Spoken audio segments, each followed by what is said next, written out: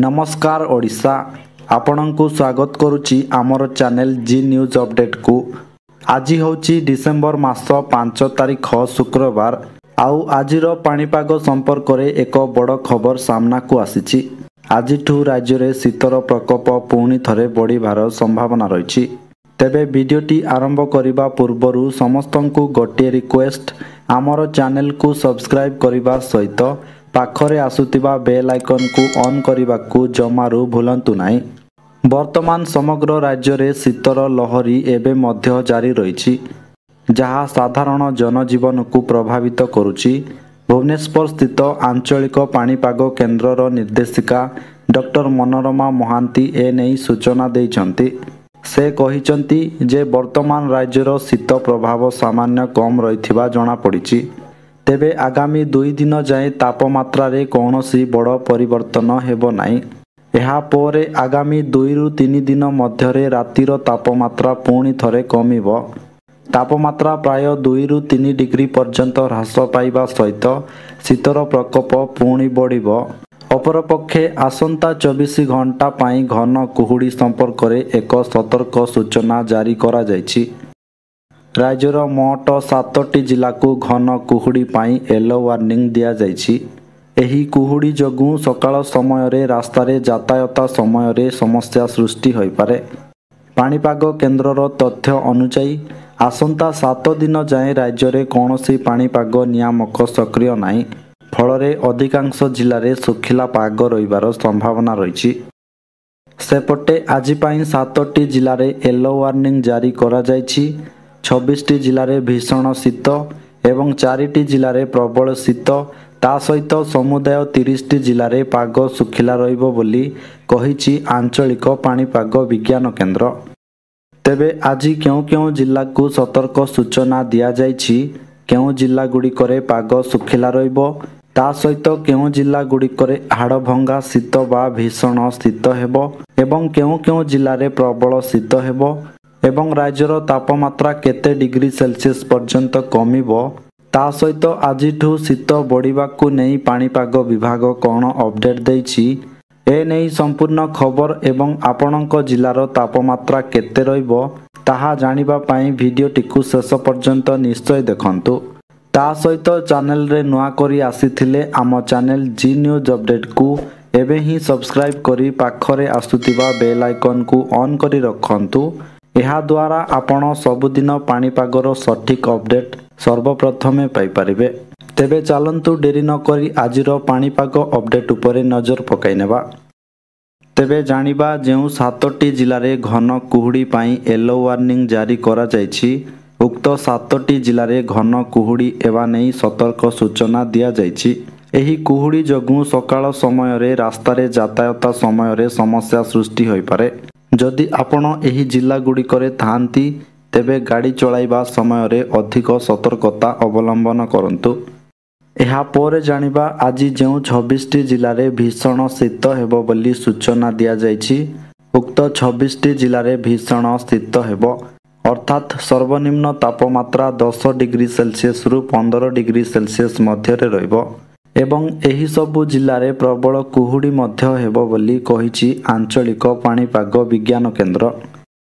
एहा पोरे जानिबा जेउ 4टी जिले में प्रबल शीत हेबो बोली कहा जायछि, उक्त 4टी जिले में प्रबल शीत हेबो अर्थात तापमात्रा 15 डिग्री सेल्सियस रु 20 डिग्री सेल्सियस मध्य रहिबो एवं एही सबु जिले में मध्य प्रबल कुहुड़ी हेबो बोली कहिछि आंचलिक पाणीपाग विज्ञान केन्द्र। एहा पोरे जानि नेबा जेउ समुदाय 30टी जिले में पाग सुखिला रहिबो बोली कहा जायछि, उक्त 30टी जिले में पाग मुख्यतः सुखिला रहिबो एवं किछि स्थान रे पाग मेघुआ रहिबो। ता सहित एही समुदाय 30टी जिले में आज पाई कौनसी वर्षार संभावना नाही बोली एही सबु जिला को ग्रीन जोन रे रखिछि आंचलिक पाणीपाग विज्ञान केन्द्र। तेबे वर्तमान जानि नेबा आज पाई सबु केउं जिला को येलो वार्निंग, केउं जिले में भीषण शीत एवं केउं जिले में प्रबल शीत और केउं जिले में पाग सुखिला रहिबो बोली सूचना दिया जायछि। तेबे प्रथमे जानिबा जेउ 7टी जिले में घन कुहुड़ी पाई येलो वार्निंग जारी करा जायछि, ତେବେ ସେହି 7ଟି ଜିଲ୍ଲା ଗୁଡ଼ିକ ହେଉଛି କୋରାପୁଟ, କଳାହାଣ୍ଡି, କନ୍ଧମାଳ, ବଲାଙ୍ଗୀର, ସୋନପୁର, ଝାରସୁଗୁଡ଼ା ଏବଂ ସୁନ୍ଦରଗଡ଼। ଏହା ପରେ ଜାଣିବା ଯେଉଁ 26ଟି ଜିଲ୍ଲାରେ ଭୀଷଣ ଶୀତ ହେବ ବୋଲି କୁହାଯାଇଛି। ତେବେ ସେହି 26ଟି ଜିଲ୍ଲା ଗୁଡ଼ିକ ହେଉଛି କୋରାପୁଟ, ଯେଉଁଠି ତାପମାତ୍ରା ରହିବ 10 ଡିଗ୍ରୀ ସେଲସିୟସ୍। ଏହାପରେ ନବରଙ୍ଗପୁରରେ 13 ଡିଗ୍ରୀ, ରାୟଗଡ଼ାରେ 14 ଡିଗ୍ରୀ, କଳାହାଣ୍ଡିରେ 11 ଡିଗ୍ରୀ, ନୂଆପଡ଼ାରେ 14 ଡିଗ୍ରୀ। ତାପରେ ବଲାଙ୍ଗୀରର ଟିଟିଲାଗଡ଼ଠାରେ 13 ଡିଗ୍ରୀ ସେଲସିୟସ୍ ଏବଂ ବଲାଙ୍ଗୀରରେ 12 ଡିଗ୍ରୀ ସେଲସିୟସ୍।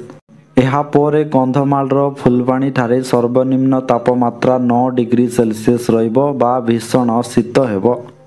ଏହାପରେ ବୌଦ୍ଧରେ 12 ଡିଗ୍ରୀ, ଅନୁଗୁଳରେ 11 ଡିଗ୍ରୀ, ସୋନପୁରରେ 13 ଡିଗ୍ରୀ, ବରଗଡ଼ରେ 15 ଡିଗ୍ରୀ, ସମ୍ବଲପୁରରେ 13 ଡିଗ୍ରୀ, ଝାରସୁଗୁଡ଼ାରେ ସର୍ବନିମ୍ନ ତାପମାତ୍ରା 9 ଡିଗ୍ରୀ, ସୁନ୍ଦରଗଡ଼ର ରାଉରକେଲାଠାରେ 10 ଡିଗ୍ରୀ ସେଲସିୟସ୍ ଏବଂ ସୁନ୍ଦରଗଡ଼ରେ 11 ଡିଗ୍ରୀ ସେଲସିୟସ୍। ତାପରେ ଦେଓଗଡ଼ରେ 14 ଡିଗ୍ରୀ, କେନ୍ଦୁଝରରେ 12 ଡିଗ୍ରୀ, ମୟୂରଭଞ୍ଜରେ 13 ଡିଗ୍ରୀ, ବାଲେଶ୍ୱରରେ 14 ଡିଗ୍ରୀ, ଭଦ୍ରକରେ 14 ଡିଗ୍ରୀ, ଯାଜପୁରରେ 13 ଡିଗ୍ରୀ, ଢେଙ୍କାନାଳରେ 12 ଡିଗ୍ରୀ, କଟକରେ 13 ଡିଗ୍ରୀ, କେନ୍ଦ୍ରାପଡ଼ାରେ 14 ଡିଗ୍ରୀ, ଜଗତସିଂହପୁରରେ 14 ଡିଗ୍ରୀ, ଖୋର୍ଦ୍ଧାରେ ମଧ୍ୟ 14 ଡିଗ୍ରୀ ଏବଂ ନୟାଗଡ଼ରେ 15 ଡିଗ୍ରୀ ସେଲସିୟସ୍ ତାପମାତ୍ରା ରହିବ। ଏହାପରେ ଜାଣିବା ଯେଉଁ 4ଟି ଜିଲ୍ଲାରେ ପ୍ରବଳ ଶୀତ ହେବ ବୋଲି କୁହାଯାଇଛି। ତେବେ ସେହି 4ଟି ଜିଲ୍ଲା ଗୁଡ଼ିକ ହେଉଛି ମାଲକାନଗିରି, ଯେଉଁଠି ତାପମାତ୍ରା ରହିବ 17 ଡିଗ୍ରୀ ସେଲସିୟସ୍। ତାପରେ ଗଜପତିରେ 16 ଡିଗ୍ରୀ ସେଲସିୟସ୍, ଗଞ୍ଜାମରେ 17 ଡିଗ୍ରୀ ଏବଂ ପୁରୀରେ ମଧ୍ୟ 17 ଡିଗ୍ରୀ ସେଲସିୟସ୍ ତାପମାତ୍ରା ରହିବ। ଏହାପରେ ଜାଣିନେବା ଆଜି ପାଇଁ ଯେଉଁ 30ଟି ଜିଲ୍ଲାରେ ପାଗ ଶୁଖିଲା ରହିବ ବୋଲି କୁହାଯାଇଛି।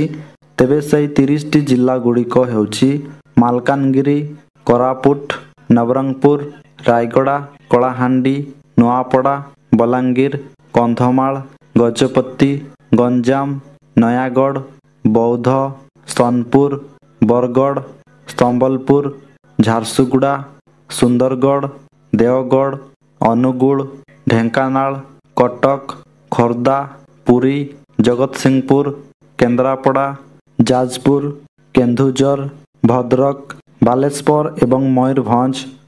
ଏହାପରେ ଆଜିଠୁ ପୁଣି ବଢ଼ିବ ଶୀତର ପ୍ରକୋପ।